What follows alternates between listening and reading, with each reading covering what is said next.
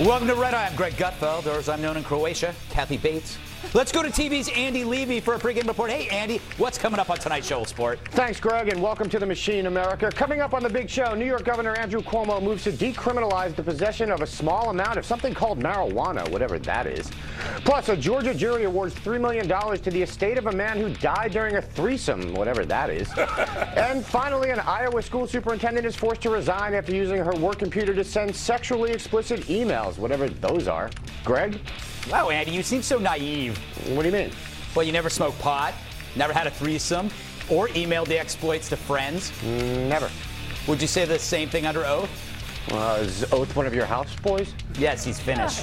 Then yes. All right. See you later. Let's welcome our guest. Well, look at her. She's so sweet. She's not allowed to hug diabetics. Safety first, I always say. I'm here tonight with criminal defense attorney Remi Spencer. And he's so sharp on weekends he doubles as a rototiller. It's Gary Johnson, former New Mexico governor and 2012 presidential hopeful. I should be your PR guy. And in Oregon, he's considered a trail mix. It's my repulsive sidekick, Bill Schultz. Aww. And if insightful commentary were a saxophone, I'd pay good money to watch Kenny G blow him in a crowded theater. It's Penn Jillette, illusionist, comedian, and the taller half of the duo Penn and Teller. He also has a new podcast called Penn Sunday School. It's awesome, which you can find at PennSundaySchool.com.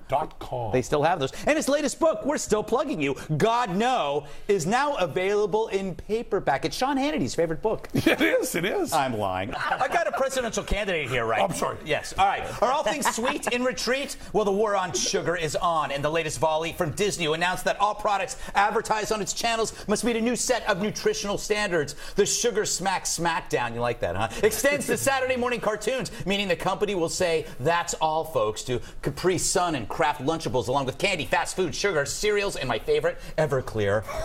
Disney revealed the plan in a news conference with Michelle Obama. I wonder if she's thrilled that over the next couple of years that when our kids tune into their favorite shows on Disney channels or log on a Disney website, they will no longer be bombarded with unhealthy messages during those commercial breaks.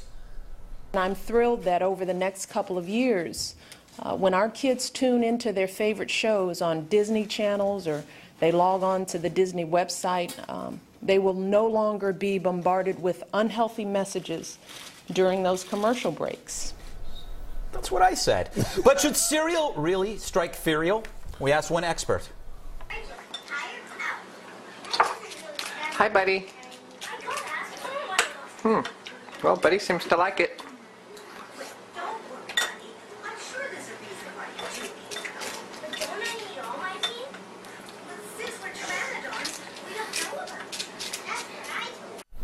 The next scene, child gone in one goal. Amazing. Governor, I want to ask you, okay, Disney acknowledges that they're going to lose some advertising revenue, but the benefits outweigh the downsides. Aren't they kind of full of crap? They're going to lose money on this. I think it's their decision, as long as it's not government making the decision. And by the way, I was on I was on before, and I talked about calorie counting and how that was such a great idea. Boy, was I really wrong. The fact is, though, you come up with a good idea, which is restricting calories, eat healthy. Well, that's an educational process. But if the government gets involved in it, passes laws to require that, then you know what? We're going to end up criminalizing the 70-ounce Big Gulp, right? I mean, that's exactly what's going to happen. And my legislation, all right, I passed the legislation. It's going to be good legislation, but I leave office at some point, and then it takes on this criminality. It takes on dimensions that nobody can foresee, with government getting involved in really big ways. But here's the thing, and this is what's sneaky about it, Remi. He says he's okay with it because government's not getting involved. But Michelle Obama, she's the first lady. Who's going to say no to the first lady? It's you, of course. Yeah, because you're Penn Jillette. You say no to everybody. Sure, no. You said no to me a number of times at Fire Island. Remi. Say no to right. I think that it's going to be very hard for what's wrong with you people? Industry to say no to the first lady. Maybe they think they're going to get some favor if they say yes, and you want to please people in power. At least a lot of people do. However, I don't see anything wrong with this. I also don't, because it's a private industry making us own business decisions. Disney thinks this is good for their brand and that it's going to make them money, and that They're maybe terrified. Well, that might be true, but there's good for their brand. It's the first lady telling you should do this. I disagree. I don't think that that's true at all. I think there are plenty of big industries out there that have said no to Michelle Obama, and we just don't know about it. But because they said yes, there's nothing wrong. Well, they with also the get two a lot of coming press together. for saying yes. Sure, President Obama and his wife get a lot of positive press for getting to Disney to do this, if that's what you're saying, and Disney gets the positive press of having the force of the White House behind it. Penn, you hate Disney, don't you? I've worked for Disney. I know you I've have. done fine at Disney, and I took my. I used to be when I was on Dancing with the Stars, the first one to lose. Yes. When I was on Dancing with the Stars. They told me for the rest of my life I had VIP passes for me and my children to Disney World and Disneyland, and that really meant the rest of my life only the time I was on Dancing with the Stars. Because now I wait in line 3 hours for Space Mountain. Oh, you do? Yeah. Oh, I can get you in earlier. Did you really? Yeah, I have little people have a little separate place through the back that we get through. No, I'm fine. I'm fine with Disney. I just don't think that the solution to obesity is changing the advertising. Because I'm fat and I don't watch TV. That is true. You're not fat. You're just large. Well, You're. You know what's funny? You're in that group of people called big, which it doesn't fit into any kind of other thing other than big. I'm just an anomaly. Yeah. But I don't know if the problem we have is TV advertising. I think the problem may simply be we got too good at making food. Yeah, that's true. We got really good at making food. It used to be food was a big part of our expense, and now we have the problem with people who are in poverty being fat. If you went back 100 years and said, you know, our big problem is that people who are living in poverty are too fat, they would go, because that's where they laughed back then. Exactly. 100 years ago, they threw their heads back. Yeah. Like he was there. Bill, as a child, you ate only your body hair while watching Saturday morning cartoons. So this story means nothing to you. My middle name is Pica. They knew. They knew. Fie on all of you. Fie on all of you. None of you see through Michelle Obama's starving children policy. And I've been told that not only has she just destroyed every fried donut stand that is currently in Space Mountain or around it, she's also told every Disney animator that they will be deported unless they draw abs on Donald Duck. That's where it goes. That's where it goes. Finally, somebody agreeing with me. She's trying to kill my past. Whatever happened to when I was growing up? He said fried donuts. I know. I love fried donuts. Me too. But I remember Quisp versus Quake, King Vitamin, Count Chocula, Captain Crunch, Sugar Smacks, Apple Jacks, Cocoa Puffs, Boo Berry, Lucky Charms, Fruit Loops. They're coming after my heroes. Dr. Diabetes? Dr. Diabetes. Oh, that's amazing. You know, you got a free syringe. Yes. Down at the bottom. If you went down, you actually pricked yourself. The hypoglycemic count. I got to tell you, she's showing leadership here. I think she's doing it in the best way possible. I think the world ends up being healthier because of this initiative and other initiatives that follow. I really Libertarian. It shouldn't matter what intentions are.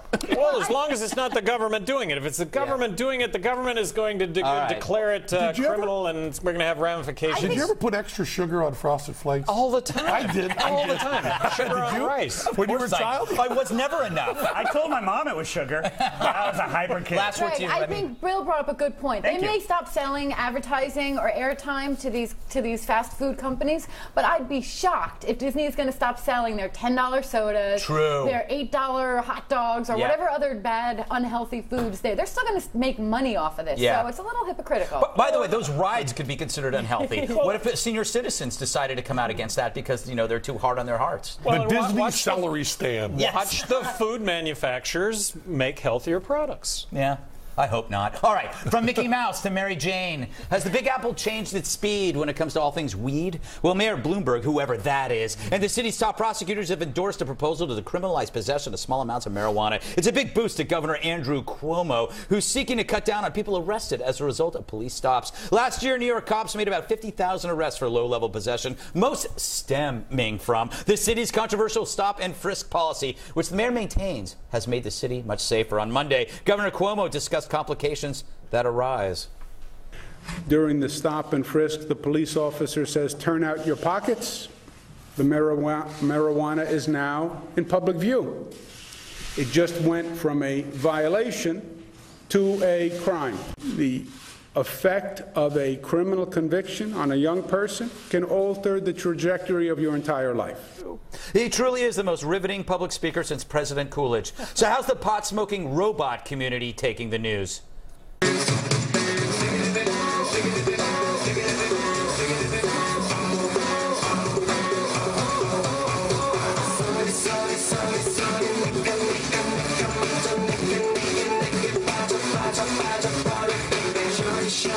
Yeah, when I'm hitting you. Yeah.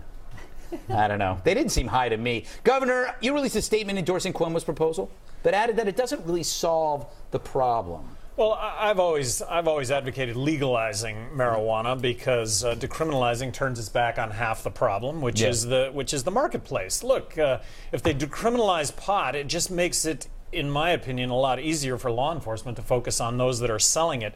And if you look at the profile of individuals in federal prison today, the majority category are those that have sold small amounts of drugs on numerous occasions and been caught. True. Mandatory sentencing. So, you know, positive step, but legalize it, and let's tax it, let's regulate it. That'll put you out of business, Remi, because all your clients are criminals.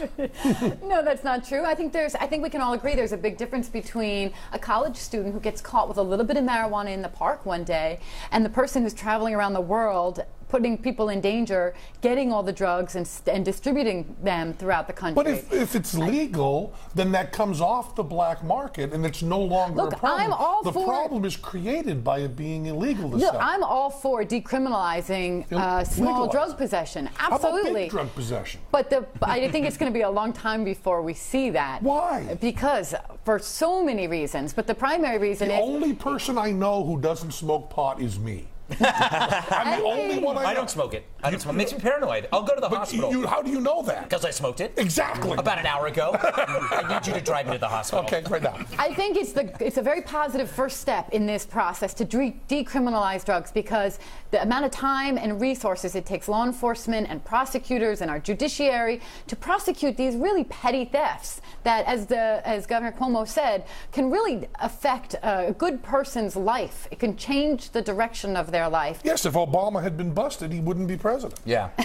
I mean, it certainly didn't help his life. Yeah. It's true. There's a formula to the news, too, where every night we have the largest drug bust, and then we go from the largest drug bust to the Kingpin headquarters, which is a double-wide trailer. There is a formula, and it's crazy. You know, what's crazy is when you talk to people in law enforcement, the people that deal with this every day, they agree. I mean, I don't know who is against it. I think, you know what it is? It's a generational thing, and I think politicians are afraid to lose votes because there's like people in their 60s and 70s who go, not on my watch, you know, I saw what those kids did on the Happy Juice back in the 70s. I saw the movies they made. We're at a tipping point with this issue, and the tipping point's going to be Colorado, I think. It's on the ballot in Colorado. It's to regulate marijuana like alcohol. Yeah. Colorado, highest percentage of pot smokers on a per capita basis of any state in the country. Is that true? Yeah, and 6 years ago they voted to decriminalize marijuana in Denver on a campaign based on marijuana being safer than alcohol. So I think that Colorado might actually be the tipping point, and I say tipping point. First domino, 50 dominoes to fall. Yeah. Now, but can't the federal government override that? Like they're doing in California? They sure can, but that was the downfall of when it came to the prohibition of alcohol. My understanding is that New York said, hey, we're not going to enforce federal alcohol prohibition anymore. If you want to do it, you can. Well, they can. I think that'll be the same phenomenon. Well, that'll be cool. Bill, you don't have any opinion on the whole drug legalization thing. No, you can just skip me right now. See how he moves it? Much better. He has a touch. As you can see, our graphics department also endorses smoking weed, hence this. Well, getting back to what Remi was saying, last year, of the 6,000 possession arrests in Manhattan, half of them were the first time they'd ever been arrested. So basically, you probably got someone as innocuous as a 40-year-old aunt going to Sister Act. She thought she'd make it a little more interesting right beforehand, and someone busts her, and now it's on a permanent record. That is crazy. But the other crazy thing, I will say this: I know that some people are going to disagree with me. I do not believe I don't believe in the Trojan horse that is the medical marijuana thing. Nor do I. No, I think that you should tell the truth. I agree. People. Yeah. Yeah, 100 million Americans have smoked pot, but for the wrong set of circumstances, they're all, and I'm one of them. And they're, you know, we're all behind bars. And except me. Wouldn't that be cool? Everyone in prison except Penn. Yeah, exactly. Yeah, that's the world I want to live in. And something tells me you're the sickest person of all. But you know, the other thing is, and this isn't said enough, we can't even keep drugs out of prison. Yeah. So no matter how draconian a system you have, there's still drugs in prison. So even if we lived all on the prison system, there'd still be drugs all over the place. You can't fight it. See, that's the upside of going to prison, Bill. I've been telling you this. Nah, the only drug I ever got in prison was a roofie. And you know the good thing, in prison you'd be able to practice your ventriloquism. You would have I know, but something tells me he would be the puppet. That was kind of obvious. All right, we got to move on. Coming up, can most murderers be cured with nothing more than a good hug? Defense attorney Remi Spencer discusses her groundbreaking new book, I Heart Murderers, after the break. Should his three-way yield a payday? Well, his hanky-panky meant banky. The family of a Georgia man who died when his heart couldn't bear a threesome has been awarded $3 million by a jury. That's $1 million for each way, Remi. Yes. William Martinez's estate had filed a medical malpractice suit claiming a cardiologist failed to warn the 31-year-old to avoid physical activity. The week before the three-way, Martinez went to the cardiologist complaining of chest pains. A test was scheduled, but he died during sex the day before. I believe we have tape of the jury during a lunch break. Yeah.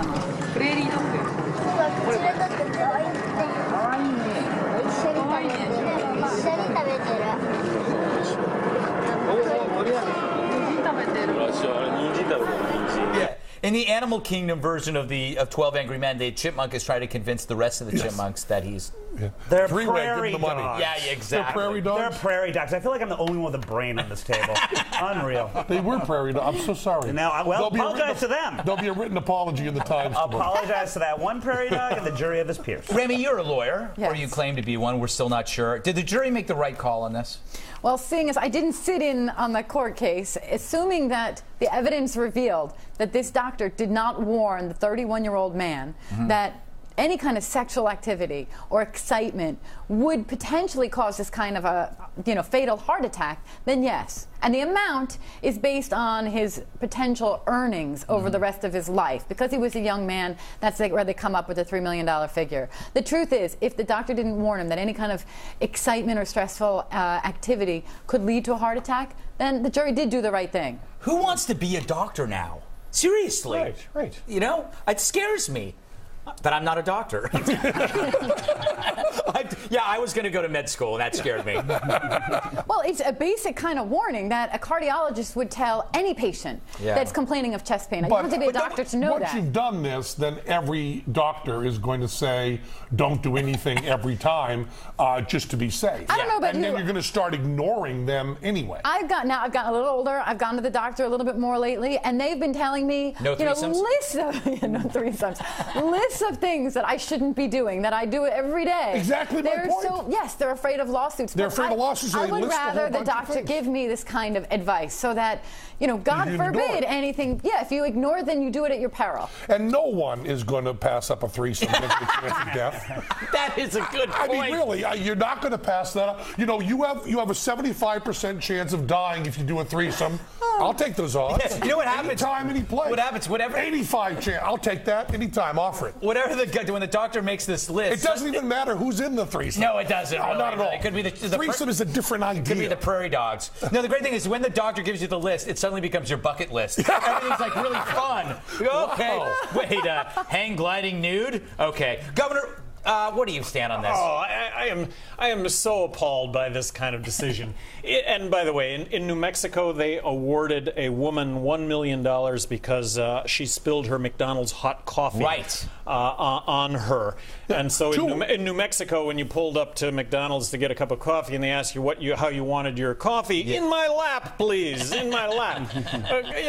Come on. I mean, I had a horrible paragliding accident 6 years ago, and the doctors told me that basically my life was done.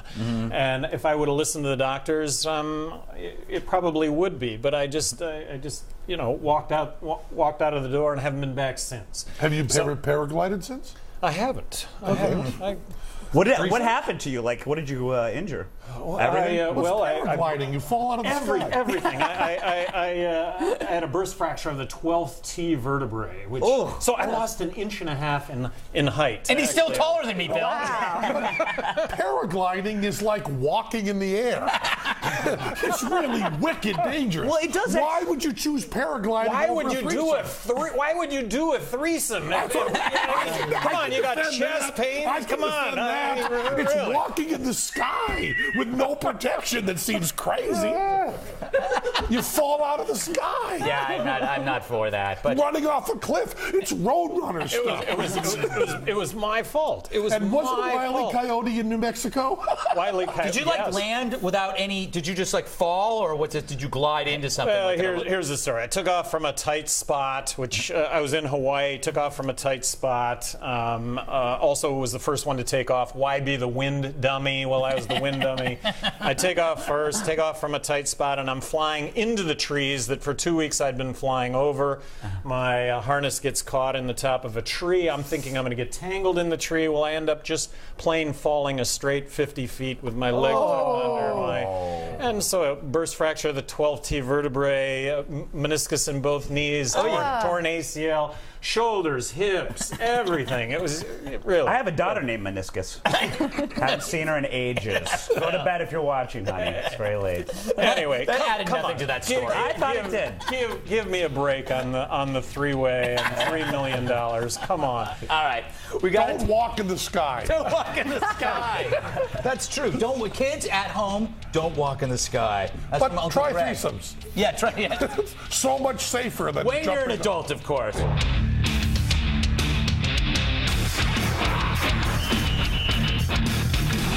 Welcome back. Let's find out if we got anything wrong so far. For that, we go to TV's Andy Levy. Hey, Andy. Hey, Greg. How are you? I'm doing great, thanks. Governor, I want to be clear about this. Did you backtrack from what was a pretty firm stance on a previous occasion when you were on the show that forcing restaurants to list the calories of their foods is a good thing? I totally backtracked. I was thinking of my legislation that I would have passed that would not have been onerous, that would have been educational, but I would have left office. My successor would have seen the great benefits, and then they would have gone to criminal penalties, and it would have become the largest bureaucracy in all of government, that being the calorie counting bureaucracy. I'm sorry. Yes, I backtracked. All right.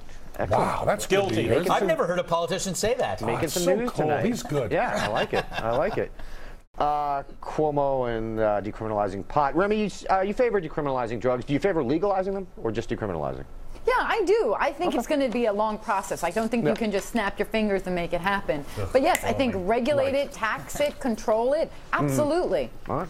Or maybe make it legal and not tax it. Tax a lot less of everything. I agree that was with actually a question I had for Governor Johnson. Governor Johnson, you talked about Colorado, and the thing about legalizing it is people always say, well, you legalize it so then you can regulate it. But as a libertarian, shouldn't you want them to legalize it and not regulate it? I agree with that completely, but I think there's a palatability that goes along with taxing it and regulating it, the notion that we're going to do this like alcohol. That's what's on the ballot. Regulate marijuana like alcohol. California, regulate marijuana like wine. I think that tells a whole story in and of itself, and it gives a palatability to potentially passing it. That is a good point. Treat it like a winery. It's all of a sudden you go on winery tours, except you're high. And regulating could simply mean keeping it away from children that they're being age of consent. It's just like cigarettes. You got to be 18 years old. You pay $10 a pack. It's not easy to get cigarettes. It is if you go out in front of Fox when they're smoking. Yes. They'll bim to anybody. I won't give you one though. If I had a weedery, I'd give them free samples, but charge them up the butt for the food. $1 million idea. $1 million idea. Weedery. Just lastly, before I have to go, Greg, you said you don't believe in the Trojan horse that is medical marijuana. You should check. Reason had a really good piece on veterans who have been better able to deal with pain using marijuana than they were with using opiates and pain pills. I agree that a lot of people obviously take advantage of it and they're getting doctor's prescriptions when there's nothing wrong with them, but that doesn't mean it's not truly helpful for some people. I think every substance can be truly helpful to every person, whether it's ecstasy or acid, you name it, it can be used. But I do think that when the overwhelming wink that comes with medical marijuana is it's for my carpal tunnel syndrome. Might actually hurt these soldiers by making it into a joke. All right, gotta go, Greg. Well, really? Well, Yeah. okay. Glad. Tired of you. Coming up, do you remember what you did when Jeffrey Dahmer finally got caught? Remi Spencer on her new book, I Cried for Months. You are a monster. But first, should cats and dogs be forced to wear seatbelts? We pick up where Special Report left off. Love this topic. An Iowa school superintendent was forced to resign last week for sending sexually explicit emails at work. Nancy Sebring, named after the car, was ousted after officials found she was ousted after officials found she'd sent the messages during work hours from a work computer to a man with whom she was in a relationship. Read one email, quote, I have this craving in my body for you and I can't ignore it. You know, I sent Bill Hemmer the same email an hour ago. Didn't hear it back, sadly. Okay. If she could be in trouble, we're all in trouble. Who cares? But it's using a work device. Who cares? Yeah. Who cares? If she wasn't sending it to students and she wasn't actually bothering her work, it's embarrassing that we have to see that. Why is that any of our business? I don't think it is. Write anything you want anytime. I don't know. Okay, Governor, let's say it's your private business. You own Gary Johnson Laundromats. Big J Enterprises, construction. How would you feel? 1,000 employees. Okay, go ahead. I love this. Okay, how would you feel if your employees were on your computer? Oh, they are. We know they are. We know they are. Do you just say that's human nature? Because it is kind of human nature. Well, all right. If it's not job ending in and of itself. Yeah. All right. But if it's a continuation of a practice that they've been asked to stop, then that's a whole nother story. How would you ask them to stop? How would you know it? You don't monitor every email your employees send. It's decreasing exactly. productivity. So my concern would be is that look, this is my time, and here's how you're spending my time, and not job ending in and of itself. But if this is just a continuation of I like you as a boss. You always say, this is not job ending. What if I do this? You found the one guy. In and of itself. You found the one guy who doesn't smoke marijuana. Now let's find the one guy, by the way, not me, who does not send sexually explicit messages from work. I mean, it's a miracle you found me. You've never sent sexually explicit? No, I have. What I'm saying is, it was hard enough to find me. Now let's find that guy who hasn't sent one You've sent sexually explicit messages from your work computer.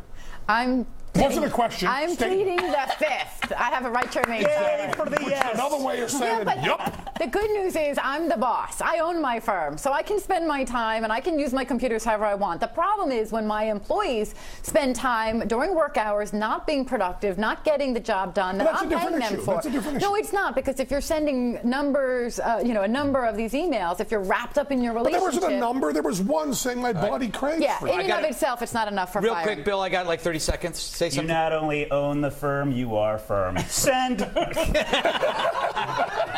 that note, all right, we got to take a break. But don't even think of leaving me now. We've got a lot more coming.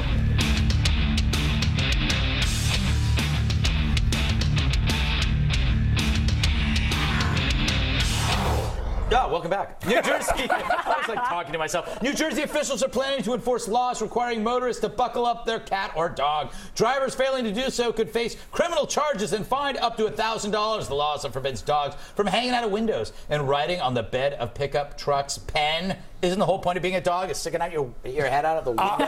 I thought there should be a law in England that everybody driving in England should have to have a dog with them. So Americans would look out of the corner of their eye, think there was a dog driving, and laugh. Now that's a law I could get behind. See, that's because it's really funny when you're over in England, you're not really paying attention, and all of a sudden the dog goes by driving. That freaks you out. It freaks you out. Wonderful. Gov, what do you think of this? What do I think about this? I have an idea that would save hundreds of thousands of lives a year, and that would be to require everyone to wear an all-purpose helmet from the point of birth until the time they died. And I think this is... Well, especially if you walk in the sky. You know somebody's come up with that and in a serious conviction has pushed that forward. If you haven't seen professional bull riding, go see it because they're going to outlaw it. Look, is there an end to this when it comes to legislating, to legislation? I vetoed a dog and cat exercise bill when I was governor of New Mexico. It was a bill to require pet stores to exercise their dogs and cats 2 hours a day, 3 times a week. And I said, hey, you know what? Great idea. It's where I would want to buy my dogs and cats, but I'm going to veto this bill because then I'm going to have to establish the dog and cat exercise police. Stop. Which actually, give me a break. Remi, you would love to be part of that police force, wouldn't you? I would. I'd be the chief of that police force. Just answer the question. As a resident of New Jersey, as a small business owner in New Jersey, involved in some way in politics and the legal system in New Jersey, I am embarrassed about this new law that hopefully does not pass. To me, it smells of money. This is the towns creating some way to generate some additional revenue for a bogus ticket. Right. I don't know what a harness looks like. Anybody who has a dog, and I have two, and I'm a dog lover, will know that you can't harness up your dog and throw him in the car. Bill's harnessed every day, right? When you I work as a dog on the weekends, but the harness is part of the deal. Yeah, that's true. Yeah. How much so is the glass coffee table. Yes. All right, we got to move on. You just clip the leash, just clip the leash right onto the glove compartment or I something? have no idea. In the dungeon I work at? Absolutely. All right, we're going to close things out with a post-game wrap-up from TV's Andy Levy. Clips of recent shows. Back to TV's Andy Levy, post-game wrap-up. Thanks. Hey, Governor, quickly, what do you think about Bloomberg's proposed large drink ban? I agree. Remi, new dog? I did adopt a new puppy, and I would encourage any dog lover to go to betterhomesfordogs.com. They're a wonderful volunteer organization. Adopt a pet or donate. Cool. Penn, quickly, podcast? Yeah, about PennSundaySchool.com. Yep. Excellent. Back to you, Wow, Greg. that was fast. Yeah. Now we have extra time just to stare at each other awkwardly. Let's do that, shall we?